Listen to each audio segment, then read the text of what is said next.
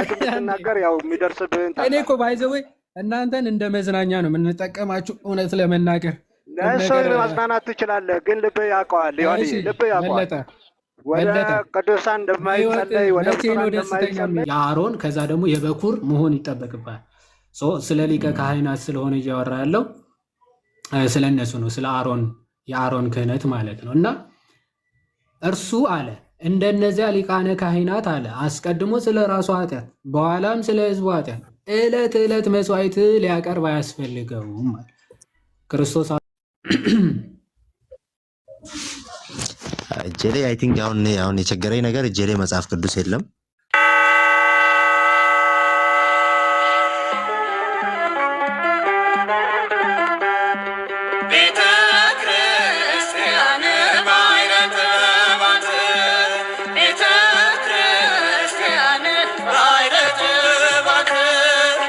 ቀሲስ አልተመቻቸው መሰለኝ። ቃሌት ያሰማልን። ዮሐዲ ናውል ና እንጂ ግባ። ለምን ወረድክ? ምን እንደሆነ ታውቃለህ ዮሐዲ? አሁን እነዚህ የግል ቸርች አላቸው።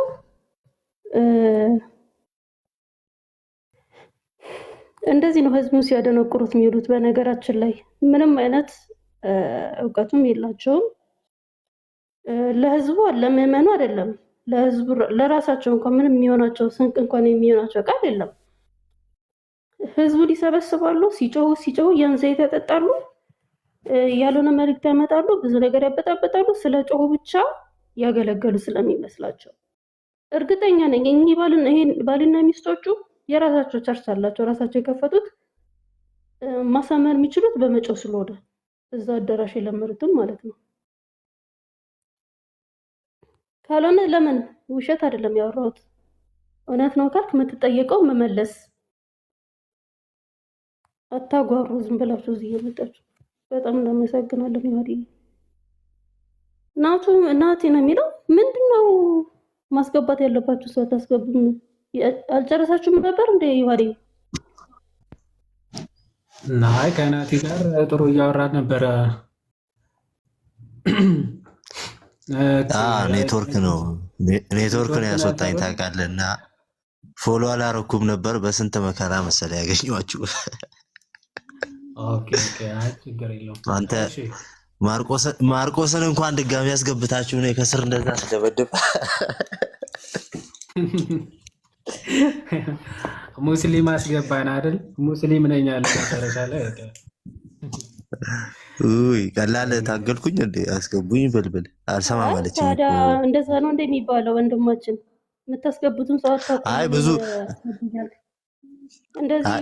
ኔትወርክ ነው አስገቡኝ ምናምን ብዬ ብዙ ጽፌያለሁ። ክርስቲያን ቤት ነው በነገራችን ላይ በቁጣና በስልጣን ምናምን የምትሆኑት ነገር የለም። አይ እኔ አልተቆጣሁም። ቁጣቱና እንደዛ ሳይሆን ያው ቅድም ስለነበርኩ ያው ለዛ ነው። ገባኝ። እሺ ናቲ እና ቅድም አይ ቲንክ ተግባብተናል መሰለኝና አንተ እያወራህ ነው የወጣሁት። ምን መሰለክ እኔ ካወራሁኝ በኋላ አንተ ትስታለክ ትምህርት ባለማወቅ እያልከኝ ነበር። ከዛ አሁን እኔ ደግሞ የገባሁት እኔ እዛ ጋር ያ ሰው ነው የክርስቶስ ምሳሌ ነው ብዬ ተናገርኩኝ። ከዛ አንተ ደግሞ ሰው አይደለም ምናምን እያልከኝ መጨረሻ ላይ ማብራሪያ እየሰጠህ ትምህርት ካለ ሰው አይደለም አላልኩም። ሰው አይደለም። አሁን ቃላቶቹን ሊትራሊ ከሆነ የምታነበው ወይም ደግሞ መጽሐፍ ቅዱስ ብቻ የምትል ከሆነ ምን ይላል ቃሉ? ለዘመኑ ጥንት ለሕይወቱ ፍጻሜ የለውም ይላል። ስለዚህ ጥንትና ፍጻሜ አለው ወይስ የለውም ብዬ ነው የጠየቁ። መጽሐፉ የለውም ይላል። የለውም አልከኝ። ጥንትና ፍጻሜ ከሌለው ፍጡር አይደለም ማለት ነው አይደል? ስለዚህ ፍጡር ያልሆነ ከሶስቱ አካላት ሌላ አካል መልከ ጼዴቅ ደግሞ የሚባል አለ ማለት ነው። እኔ ፍጡር አይደለም አላልኩም። ፍጡር ነው ግን የክርስቶስ ምሳሌ ነው ብዬ ተናግሬያለሁ። ማስረጃ የለህም። ትምህርት እኔ አሁን ካንተ መቼ ነው የተፈጠረው? መጽሐፉ እንደዛ አይነግረንም። መጽሐፉ አይነግረንም። በቃ እንደዚህ ነው በዚህ ተፈጥሯል። እናት አንተ ፍጡር ነው ያልከው ታዲያ ከየት አምጥተህ ነው? ማለት መጽሐፉ የማይናገር ከሆነ ፍጡር መሆኑን እንዴት አወቅ? በዛ ምክንያቱም ሰዓት ጥንትና የነበረው ፍጻሜ አብርሃም የለውም ስለሚል ማለት ነው። እኮ በዛ ሰዓት ንጉስ እንደነበር የሚታወቅ ሰው እንደነበር የዛ ከተማ ንጉስ እንደነበር ስለሚናገር ነው መጽሐፉ። እኮ የሆነ ሰዓት ንጉስ ነበረ ማለት ፍጡር ነው ማለት ነው እንዴ ታዲያ? አሁን የኔ ጥያቄ አሁን ምን መሰለክ፣ አሁን ለመስማት የገባሁት ማለት ነው አይ ቆይ መጀመሪያ መጽሐፉ ይሄ ነገር ላይ መደምደሚያ አልሰጠውም እኮ ጥንትና ፍጻሜ የለውም ይላል አይደል? ስለዚህ ጥንትና ፍጻሜ አለው ወይስ የለውም መልከጼዴቅ? መጽሐፉ እኮ ሰውም አይደለም አይልም። አሁን አዎ ሰውም አይደለም ይላል አላልኩም እኮ ጥንትና ፍጻሜ የለውም ነው የሚለው።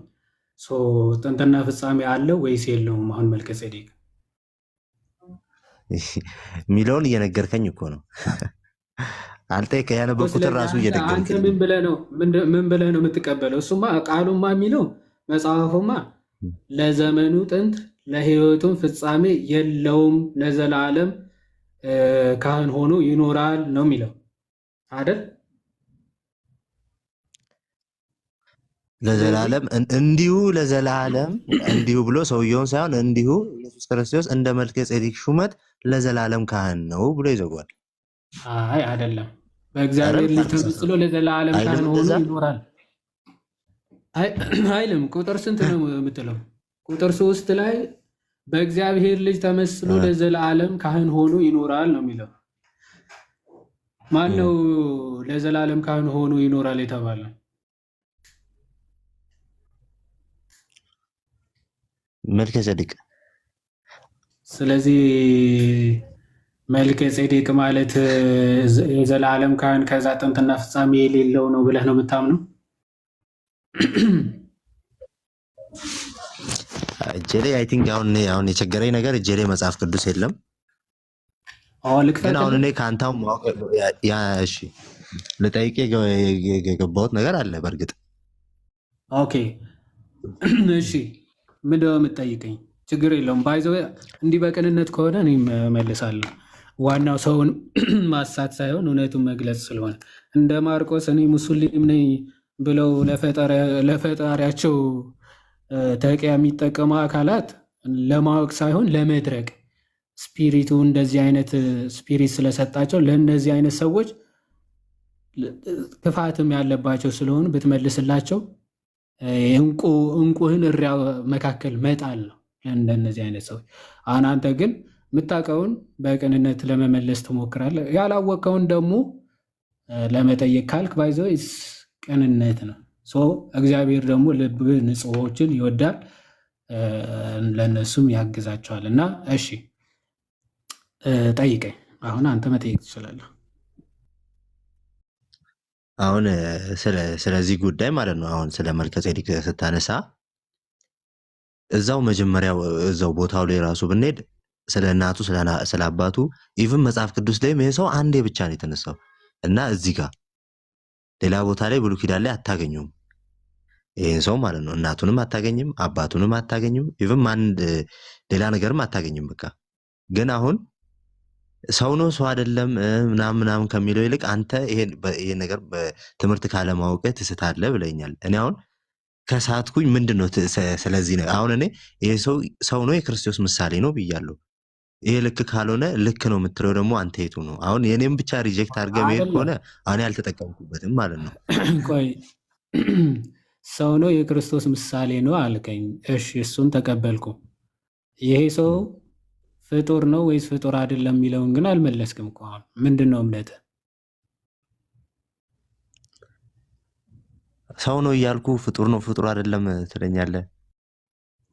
አዎ እልሃለሁ። ምክንያቱም ለዘመኑ ጥንትና ለሕይወቱ ፍጻሜ የለውም ስለሚል ይህንን ምን አረገው? ለዘመኑ ጥንትና ፍጻሜ አለው ወይስ የለውም? ይህን ሰው ያልከው መልከጼዴቅ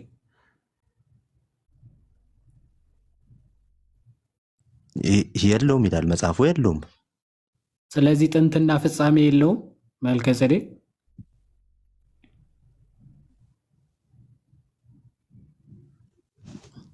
እሺ ገባ።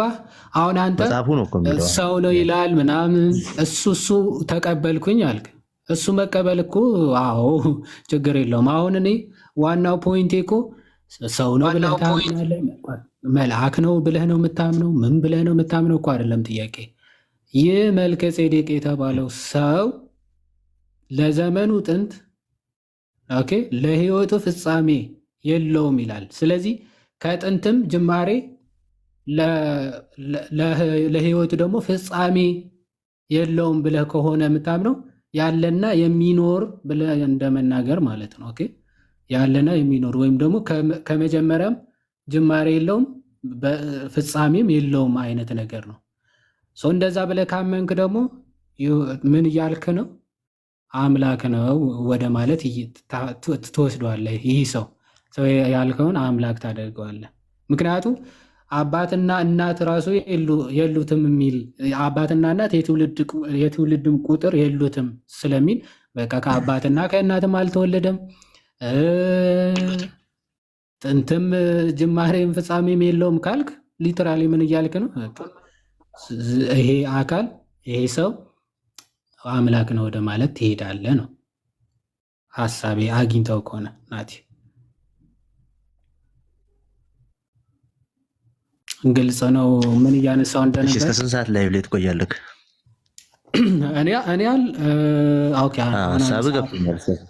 ያ እሱን ነው። ግን አሁን በቤተ ክርስቲያን ምንድን ነው ትክክለኛ መረዳት? ይህንን እንዴት ነው ብለን የምንረዳው ከተባለ ግን ሊትራል በመውሰድ ምናምን ሳይሆን የአባቶች ኮሜንታሪዎች እዚህ ነው የሚያስፈልገን። ኦኬ ሐዋርያ ቅዱስ ጳውሎስ ለማን ነው እየጻፈ ያለው?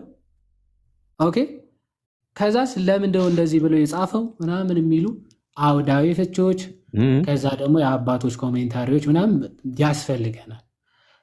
ያንን መሰረት አድርገን እንረዳዋለን። ክፍሉ ስለምን እየተናገረ እንደሆነ በሚገባ መረዳት እንችላለን ልልህ ፈልጌ ነው። እና የተወሰነ ግራ ካጋባ መልሱ የተወሰነ ሃይላይት ነገር ወይም ደግሞ ምን ብለው እንደሚረዱት ልነግሩ ይችላሉ የተወሰነ። ከዛ ፈርዘር አንተ ዲቴይል የአባቶችን ምናምን ኮሜንታሪ ማብራሪያ ምን ማለት እንደሆነ አንተ ፈርዘር ታነባለህ ማለት ነው።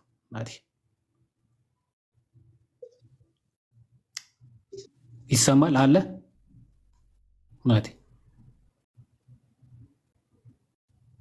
አለውኝ እኔ ነኝ እንደ ተቋም። እሺ ቀጥል። አይ እኔም ላይቭ ላይ የምትቆይ ከሆነ ችግር የለውም። እኔም አለው ላይቭ ላይ አንተ የምትቆይ አንተም እንትን ብለኝና ላይቭ ላይ የምትቆይ ከሆነ ደግሞ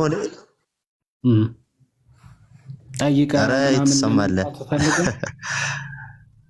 አይ ቲንክ ኔትወርክ ላይ ያለ ለዛ ነው ያንተ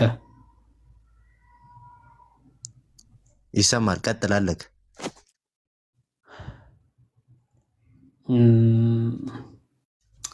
ትንሽ ናቲ የአንተ ኔትወርክ በጣም ቆይቶ እኔ የምናገረውን በጣም ቆይቶ ነው የሚደርስና ወይም ተመልሰህ ብትገባ ምናምን ጥሩ ነው። እንደዛ ይሻላል መሰለኝ። አንተ ጋር ነው መሰለኝ። አንተ ጋር ኧረ እኔ ጋር አሪፍ ነው። በጣም ትሰማለህ። ወይ ሄሎ አለሽ? ወይኔ መድኃኒዓለም ሄለን አለሽ?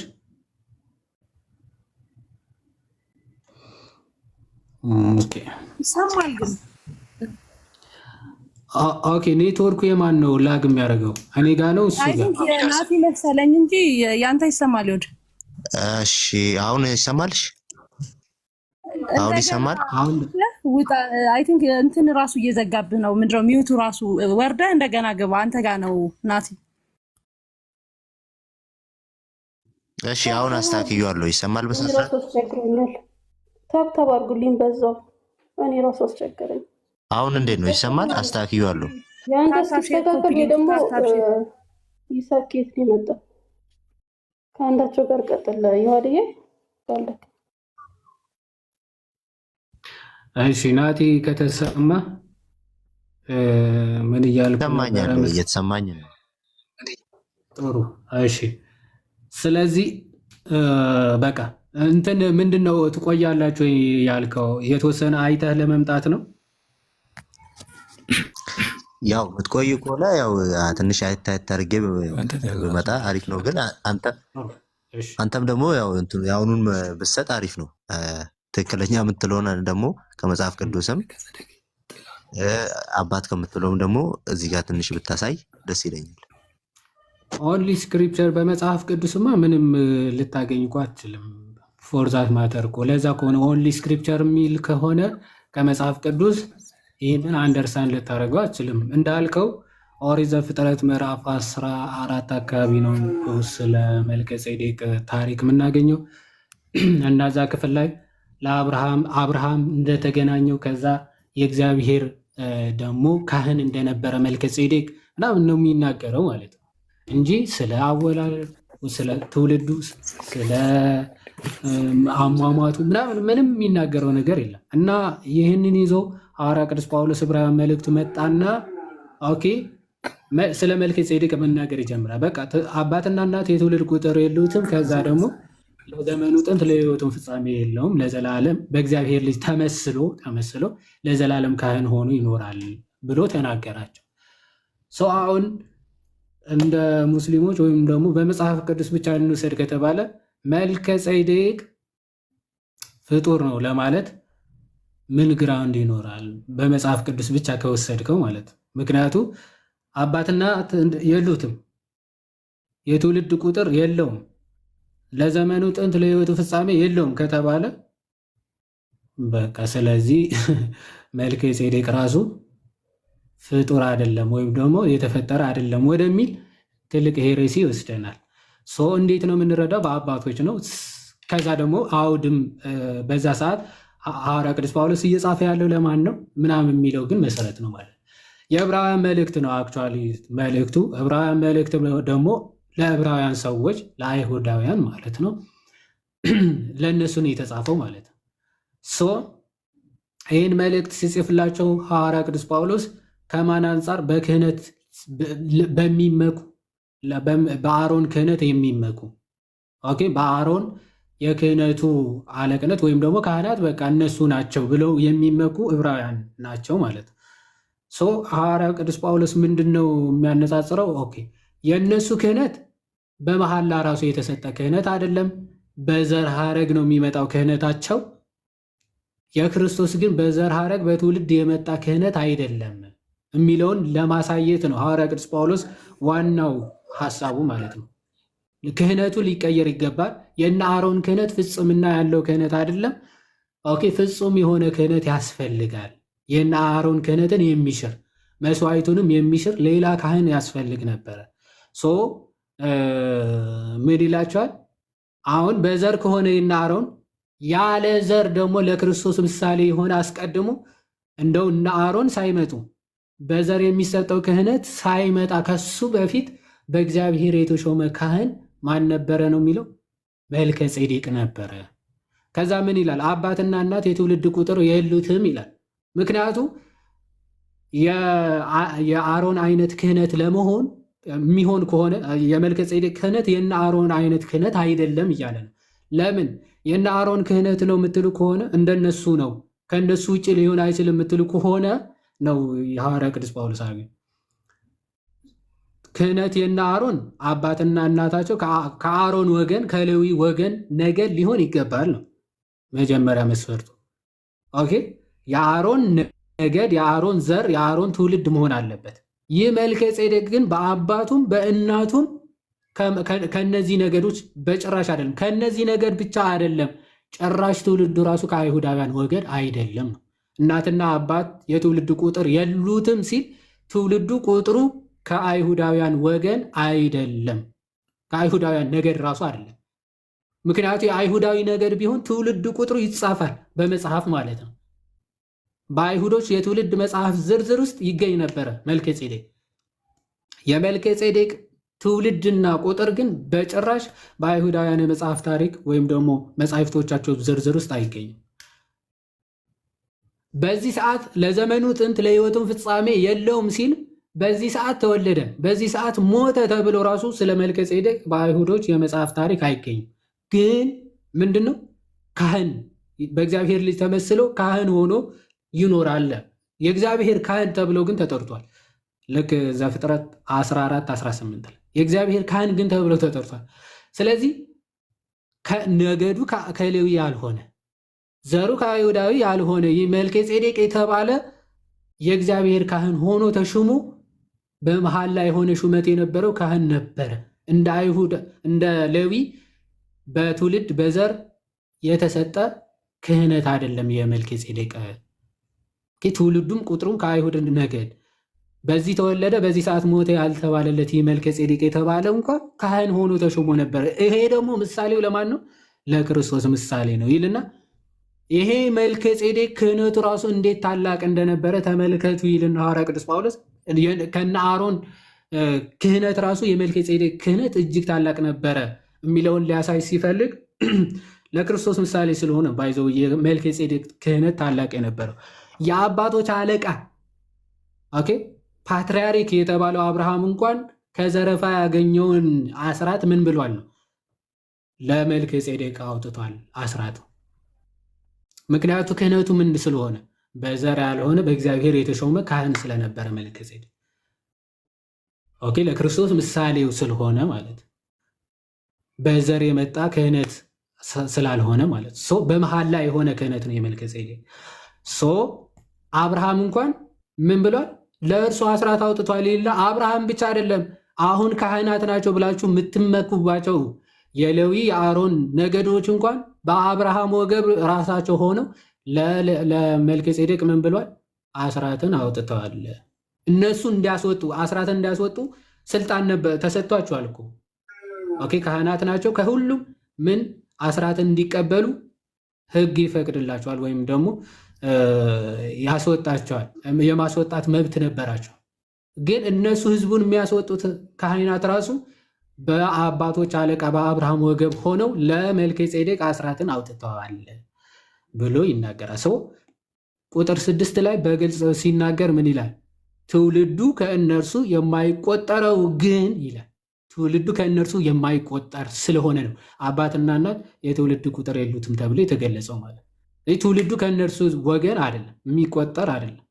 ታዲያ ከማን ከዚህ ከትውልዱ ከእነሱ ውጪ ስለሆነ አባትና የትውልድ ቁጥር የሉትም ተብሎ ተጻፈ። ሰው ከዚህ አንጻር የምንረዳው ነው።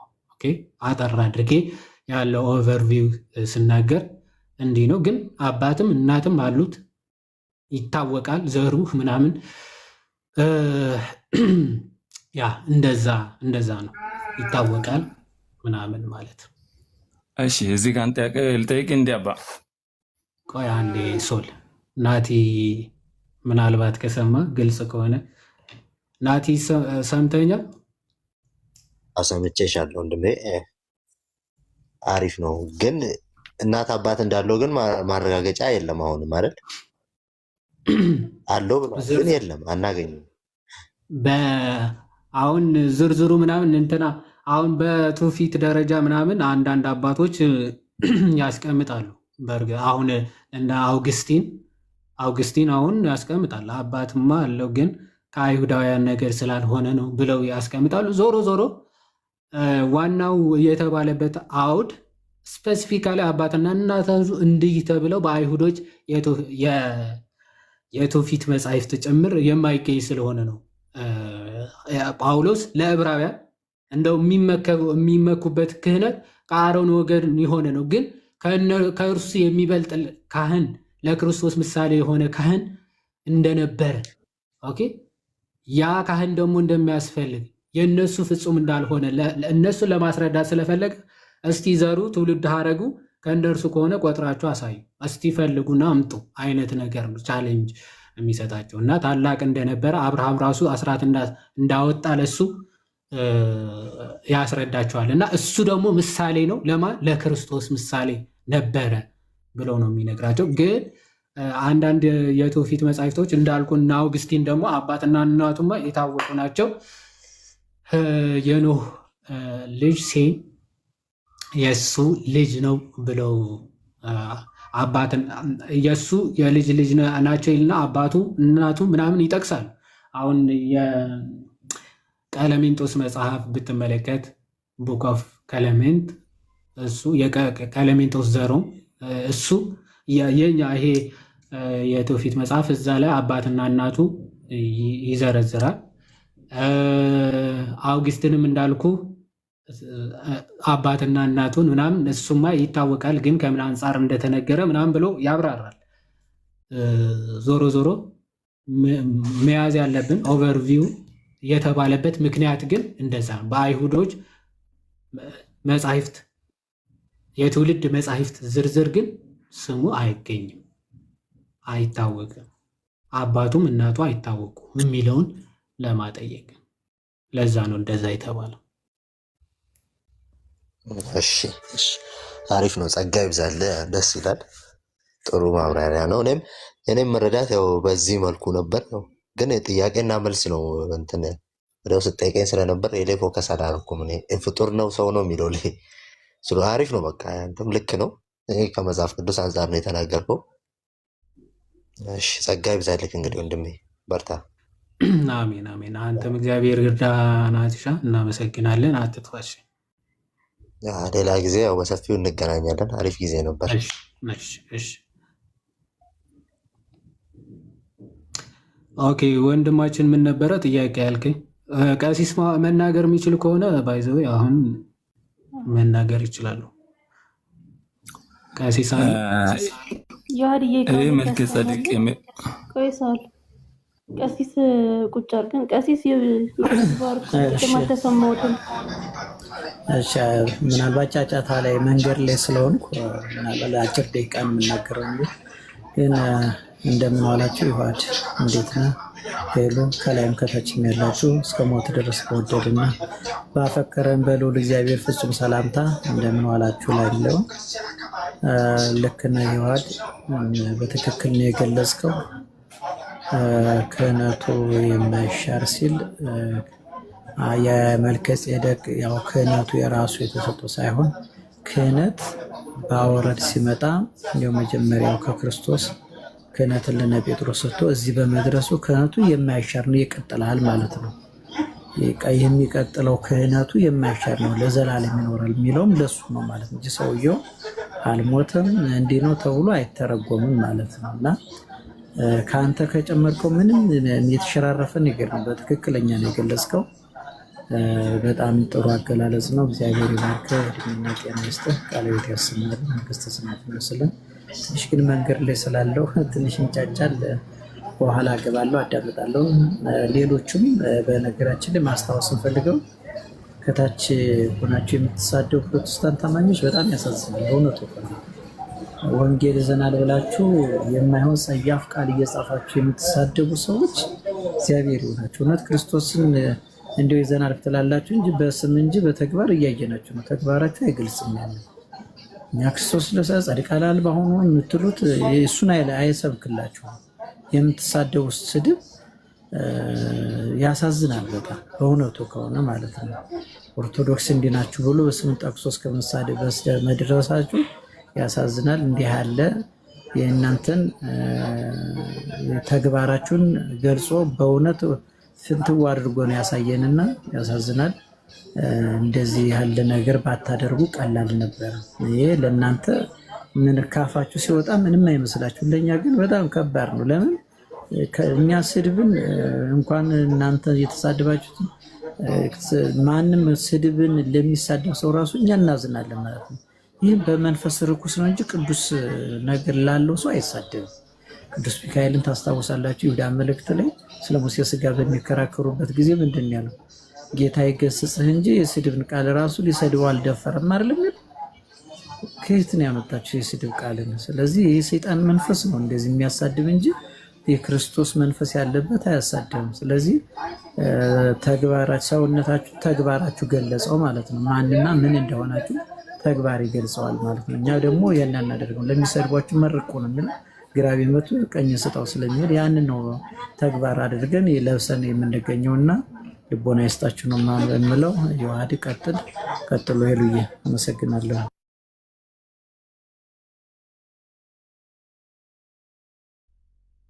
እግዚአብሔር ይስጥልን ቀሲስ፣ እናመሰግናለን። ያ ጥሩ መልእክት ነው። ምናልባት ወንድማችን ጥያቄ እንቀበልና እኔም እወጣለሁ። ምናልባት ቀሲስ የሚመቻችሁ ከሆነ ትቀጥላላችሁ። ሶል እሺ፣ ጌታ ይባርካችሁ። የኔ ጥያቄ ያው እዛ ክህነት ውስጥ ነው። ክህነቱ ላይ ያለ ጥያቄ ስለነበረኝ ጠይቅ ብዬ ነው። እሺ፣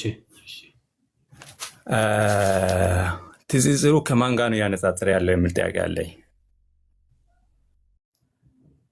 ንጽጽሩ ከአሮን ክህነት እና ይሄ መጽሐፍ ስለማን ነው ያወራ ያለው? አውዱማ ስለ ክርስቶስ ነው። ክርስቶስ አሁን ሞር ማለት ካህን የለም ወይም ደግሞ መስዋዕታችን ኃጢአታችን የሚሰረይበት ምናምን እንደዛ ከሌለ ሊሆን አይችልም። ማለት የብሉይ ኪዳኑ ካህናት ከሌሉ ሊሆን አይችልም። የብሉይ ኪዳኑ አገልግሎት ከሌለ ድህነት የለም ብለው የሚያስቡ አይሁዳውያን ነው ታርጌት አድርጎ ሐዋርያ ቅዱስ ጳውሎስ እየጻፈ ያለው። አይ ኖ ከብሉይ ኪዳኖቹ ሊቀ ካህናት የሚበልጥ ሊቀ ካህናት ኢየሱስ ክርስቶስ አለ፣ በመሐላ የሆነ እነርሱ ያለ መሐላ ነበሩ። አገልግሎታቸው ድካም የነበረበት ነው። ፍጽምና የሚሰጥ አይደለም። ሕሊናን የሚያነጻ መስዋዕት አልነበረም። መጽሐፍ እስከ አንድ ከይቅርታ ጋር መጽሐፉን ብታነብ ደስ ይለኛል። በእርግጥን የትኛው እስከ 7 ያለውን አሁን ያልኩትን ነው አይደል? ሀሳቡ ሙሉን ስለምፈልግ። ኦኬ እሺ፣ ምን ይላል? እሺ ከ11 ላይ ምን ይላል? እንግዲህ ህዝቡ በሌዊ ክህነት የተመሰረተን ህግ ተቀብለዋል። አይደለም ከላይ ከአንድ ጀምሮማ ከቅድም ጀምሮ ስናነበቀ አሁን ጥያቄ ስለምፈልግ ጥያቄን አሁን ከቅድም ጀምሮ ሳብራራ ነበረ። ጥያቄ ያለኝ ብለህ ስለሆነ ያነሳው እስቲ አርቲክሌት አድርገህ ጥያቄ ሀሳቡ ከገባ እሺ ጥሩ ነው። ሀሳቤ ምን መሰለ? ትስስሩ ክርስቶስን ከሊቀ ካህኑ ጋር እያነጻጸረ ነው። ማን ከምን ሀሳቡ የመልከ ጼዴቅ አገልግሎት እንትን እንደዚህ ነበረ ያለ ይሄን እያነጻጸረ ያለው ኢየሱስን እንደ መልከ ጼዴቅ ነው የሚያነጻጽረው። ክህነቱ እንደ መልከ ጼዴቅ የሆነ ሹመት ነው። ሹመቱ ማለት ነው። ኦኬ ሹመቱም ክህነቱም ሹመቱ ክህነቱ ምሳሌ ነው። ኦፍኮርስ መልከ ጼዴቅ ለክርስቶስ ምሳሌ የሆነ ካህን ነበረ። የክርስቶስ ክህነት ባህሪ ማለት የባህሪ የሆነ ነው፣ እጅግ የበለጠ ነው። መልከ ጼዴቅ ግን ምሳሌ ነው። ምሳሌ ጥላ ማለት ነው፣ እንደ ጥላ ማለት ነው። ጥላው ኦፍኮርስ አካሉ ክርስቶስ ነው። ክርስቶስ ደግሞ ከጥላው እጅጉን ይበልጣል። ትክክል ነው። ይሄ ታወቀ። ከመልከ ጼዴቅ ራሱ እጅጉን የሚበልጥ ነው የክርስቶስ። ግን ዋናው የሐዋርያ ቅዱስ ጳውሎስ መልእክቱ የመልከ ጼዴቅና የክርስቶስን ሳይሆን የአሮንንና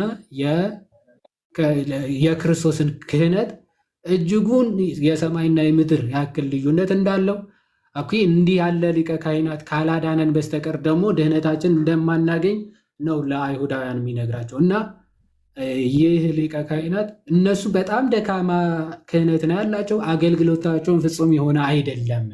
እነርሱ ዕለት ዕለት መስዋዕት ማቅረብ ያስፈልጋቸዋል።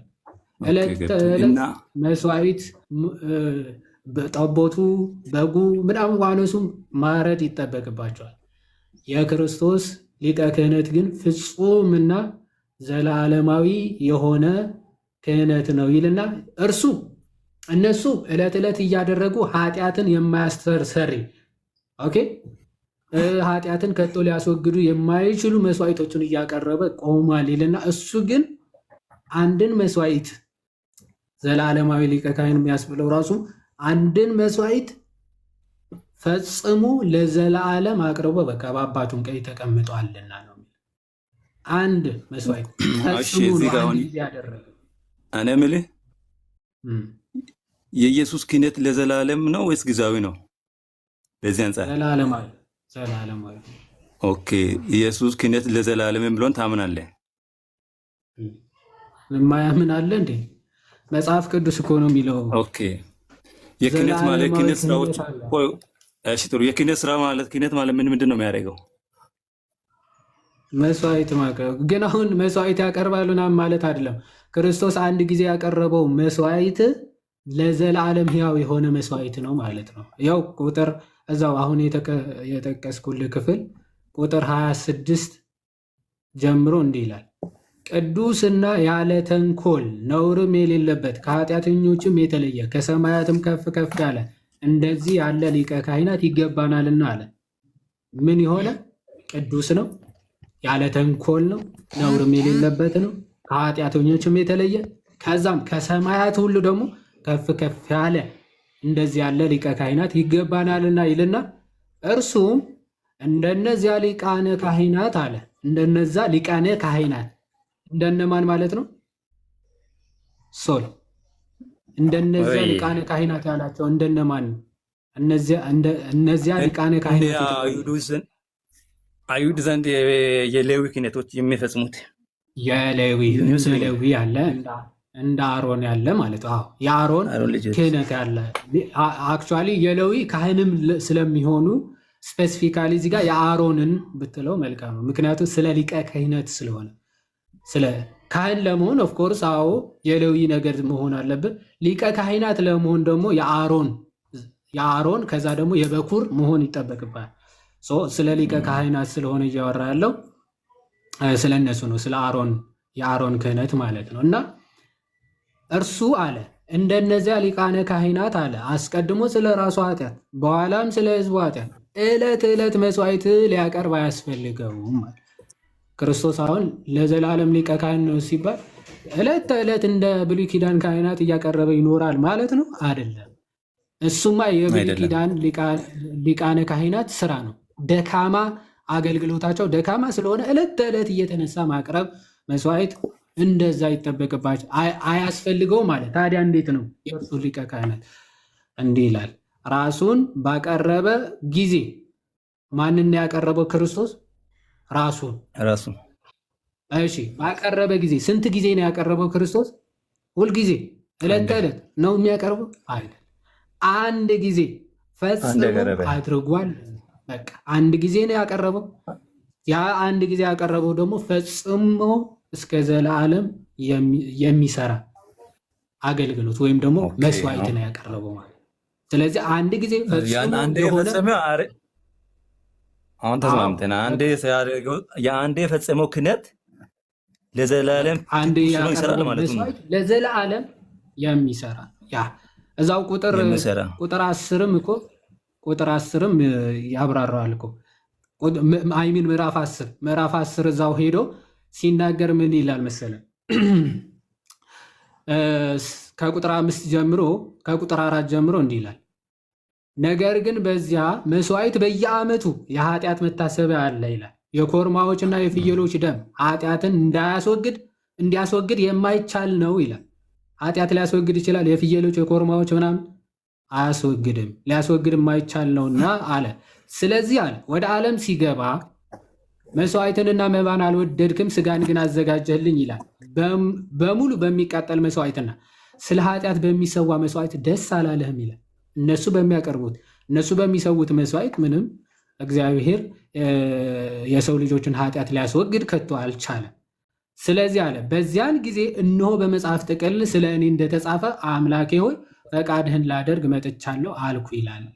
በዚያ ላይ ይላል መስዋዕትንና መባን በሙሉ የሚቃጠልን መስዋዕትንም ስለ ኃጢአትንም የሚሰዋ መስዋዕትን አልወደድክም፣ በእርሱም ደስ አላለህም ብሎ እነዚህም ደግሞ እንደ ሕግ የሚቀርቡት ናቸው። ቀጥሎ እነሆ አምላኬ ፈቃድህን ላደርግ መጥቻለሁ ብለዋልና ሁለተኛንም ሊያቆም የፊተኛውም ይሻራል። ስለዚህ የፊተኛው ሊሻር ሁለተኛው ደግሞ ሊቆም ያስፈልገዋል። ምክንያቱም የመጀመሪያው ምን አላለም? ኃጢአትን ከቶ ሊያስወግድ የሚችል አልሆነምና አለ። ስለዚህ ቁጥር 10 አለ በዚህም ፈቃድ የኢየሱስ ክርስቶስን ስጋ አንድ ጊዜ ፈጽሞ በማቅረብ ተቀድሰናል ይልና የክርስቶስን ምን ስጋ በማቅረብ አንድ ጊዜ ፈጽሞ በማቅረብ ተቀድሰናል።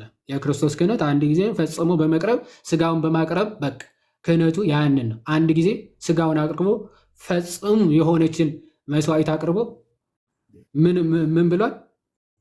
አሁንም ያገለግላል አይደለም? ያው 11 ላይ እንዲላል ሊቀ ካህናትም ሁሉ ዕለት ዕለት እያገለገለ ኃጢአትን ሊያስወግድ ከቶ የማይችሉትን እነዚያ መስዋዕቶች ብዙ ጊዜ እያቀረበ ቆሟል ይላል።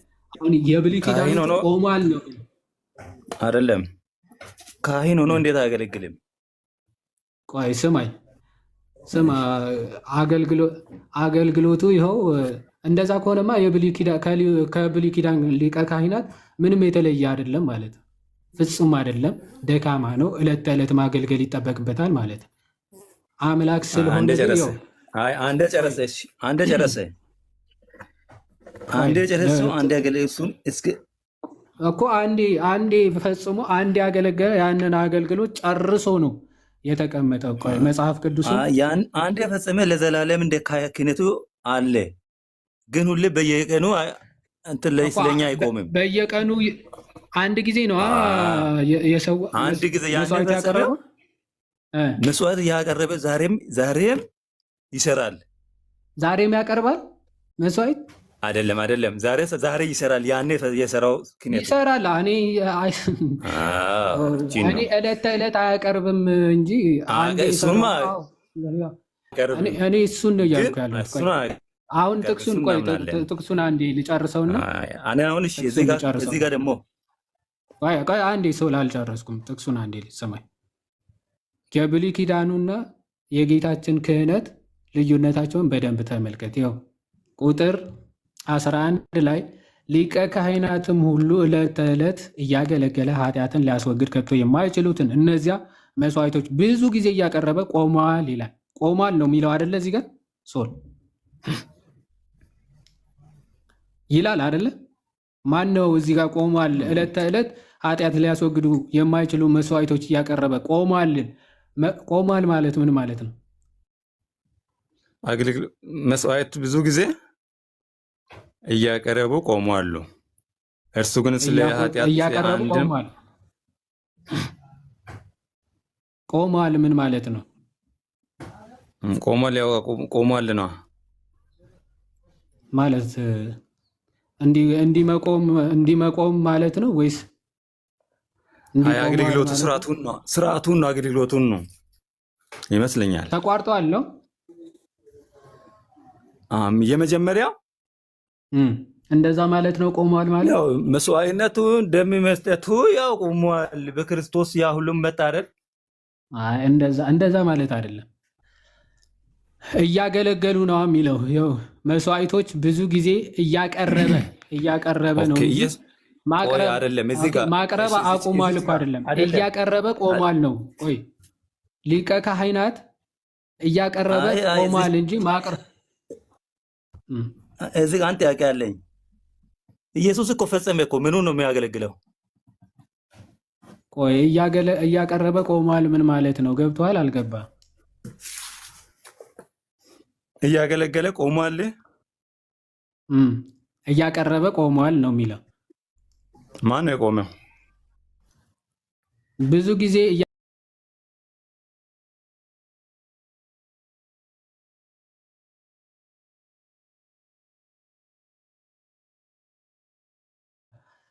አሁን ሁለቱንም እያነጻጸረ ነው። የክርስቶስ አንድ ጊዜ ፈጽሞ በማቅረብ ተቀድሰናል ይልና ከብሉይ ኪዳን አንጻር ሲያነጻጽር ምን ይላል? ሊቀ ካህናትም ይላል። የብሉይ ኪዳን ማለት ነው። ሁሉ ዕለት ተዕለት እያገለገለ ኃጢአት ሊያስወግዱ ከቶ የማይችሉትን እነዚያ መስዋዕቶች ብዙ ጊዜ እያቀረበ ቆመዋል ይላል። እነሱ አገልግሎቱ ቆሟል ብሎ ሲገልጸው የክርስቶስ እዛው ዝቅ ብሎ፣ እርሱ ግን ይላል ስለ ክርስቶስ ሲናገር ስለ ኃጢአት አንድን መስዋዕት ለዘላለም አቅርቦ በእግዚአብሔር ቀኝ ቆሟል አይደለም፣ ተቀመጠ ነው። ቆመ ማለት ማለት ያልተቋረጠ አገልግሎት ወይም ደግሞ ፍጹም ያልሆነ አገልግሎት ስለሆነ ዕለት ተዕለት ዝም ብሎ የማይቋረጥ ወይም ደግሞ ዕለት ተዕለት ዝም ብለ መስዋዕት ትሰዋለህ፣ ይሰዋሉ የማያቆም ፍጹም ያልሆነ አገልግሎት ስለሆነ የነሱ ዕለት ተዕለት የማይቆም አገልግሎት ነው። ወይም ደግሞ ዝም ብለ ዕለት ተዕለት የሚሰዋ ግን ቢሰዋ ራሱ ምን ማይል መስዋዕት ነው? ኃጢአት ሊያስወግድ የማይችል መስዋዕት ነው ይልና ክርስቶስ ግን የክርስቶስ መስዋዕት ግን ምንድን ነው? ራሱን አንድ ጊዜ በማቅረብ ነው ሁሉንም የሚቀድሰው። ከዛ ካቀረበው በኋላ ደግሞ ዕለት ተዕለት አሁንም ድጋሚ ማቅረብ አይጠበቅበትም። አንድ ጊዜ ፈጽሞ እርሱ ግን ስለ ኃጢአት አንድን መስዋዕት ለዘለዓለም ያንን አንድ ያቀረበው መስዋዕት እስከ መቼ ድረስ ነው?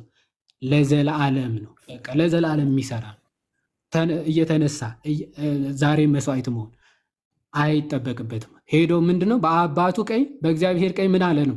ተቀመጠ። መቀመጥ ማለት ስራ መጨረስ መፈጸም ነው። ክህነቱን አንድ ጊዜ አገልግሎት መስዋዕት አቅርቦ ለዘለዓለም የሆነ መስዋዕት አንድ ጊዜ ፈጽሞ አቀረበ። ከዛ በኋላ ምን በአባቱ ቀኝ ምን አለ? ተቀመጠ። መቀመጥ ማለት በቃ ፍጹም መጨረስ ማለት ነው። መጨረሽ መፈጸም ማለት ነው። ስለዚህ እሱ ፈጽሞ ጨርሶ በአባቱ ቀኝ ምን ብሏል? ተቀምጧል። የብሉይ ኪዳኖች ውስጥ የተፈጸመ ያለቀ አገልግሎት አይደለም ስላልነበረ ዕለት ተዕለት ነው የሚያገለግሉት፣ ዕለት ተዕለት ነው የሚሰዉት። ግን ያ መስዋዕት ራሱ ኃጢአት የሚያጥብ የሚያስተሰርይ ቢሆን ራሱ መልካም ነበር። ግን ኃጢአት የማያስወግዱትን እነዛ መስዋዕቶችን እያቀረበ ቆሟል ይልና ክርስቶስ ግን ምን አለ? አንድ ጊዜ ፍጹም የሆነ ለዘላለም የሆነ መስዋዕት አቅርቦ ምን አለ? በአባቱ በእግዚአብሔር ቀኝ ሄዶ ተቀመጠ ይላል። ስለዚህ እሱ ተቀምጧል። እነዛ ግን እንደዛ ከዛ አንጻር ይታያል።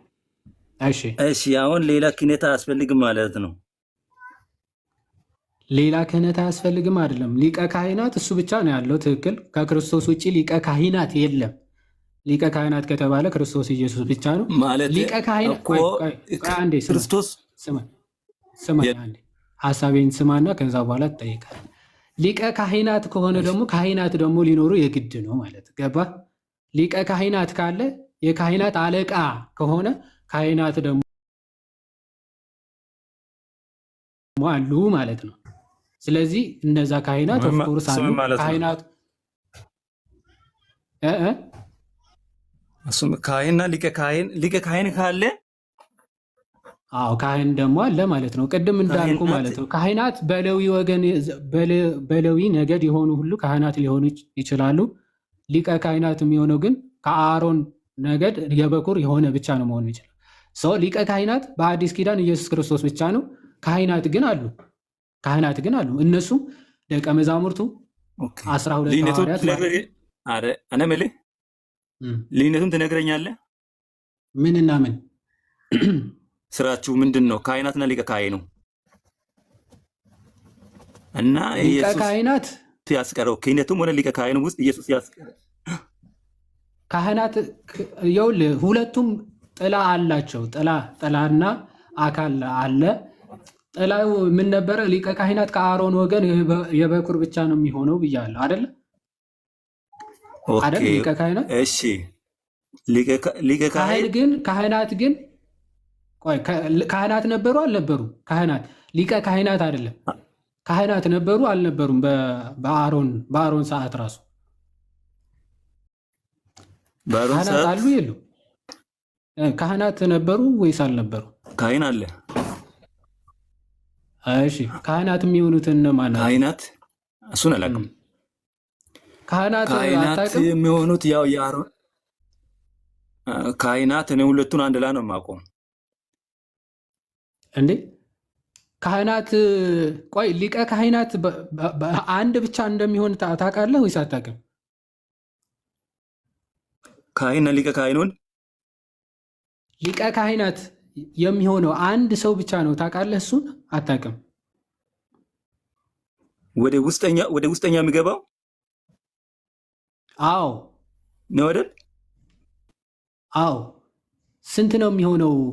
በዘመን በትውልዳቸው ወይም ደግሞ አንድ ሊቀ ካህናት ካለ ከዛ ውጭ መኖር ይችላል? ሊቀ ካህናት አይኖርማ።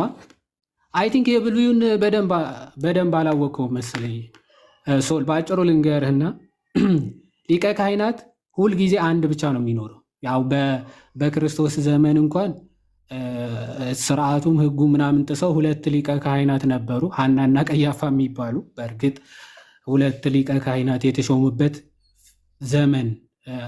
ዘመንም ነበረ በዛን ሰዓት ማለት ነው። ሐናና ቀያፋ የሚባሉ ሊቀ ካህናት ነበሩ። እንደዛ አይቻልም። በአንድ ጊዜ ሊኖሩ የሚችሉ ሊቀ ካህናት አንድ ብቻ ነው። አንድ ሊቀ ካህናት ብቻ ነው ሊኖር የሚችለው የሚገባው። እሱ ካልሞተ በስተቀር ሌላ ሊቀ ካህናት አይሾመው። ኦኬ፣ በእሱ ምትክ የሚሾመው እሱ ሲሞት ነው። እሱ ሲሞት ሌላ ይተካዋል ካህን ሊቀ ካህናት። በእሱ ምትክ የሚሾመው እሱ። ከዛ ውጭ ግን ወጥተህ ነበር እንዴ?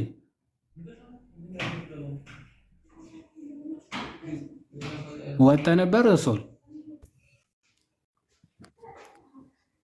አስገብቼው ነው፣ ወርዶ ነበረ፣ ወዲያውኑ አስገባሁት ኔትወርክ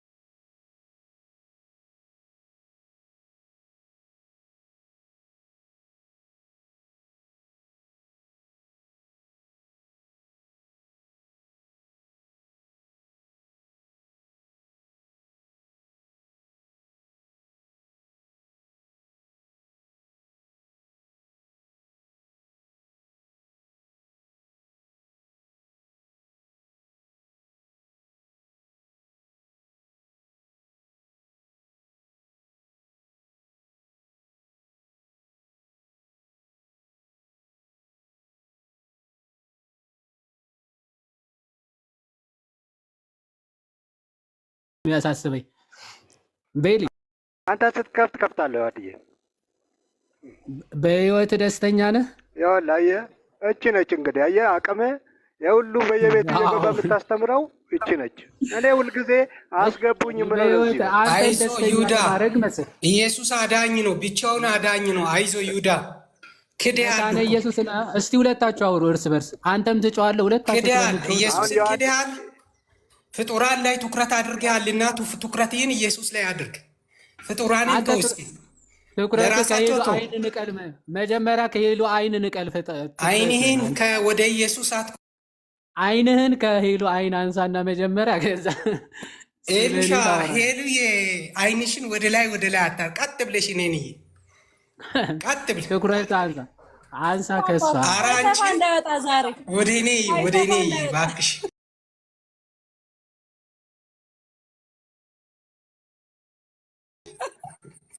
ይጥፋ ስማ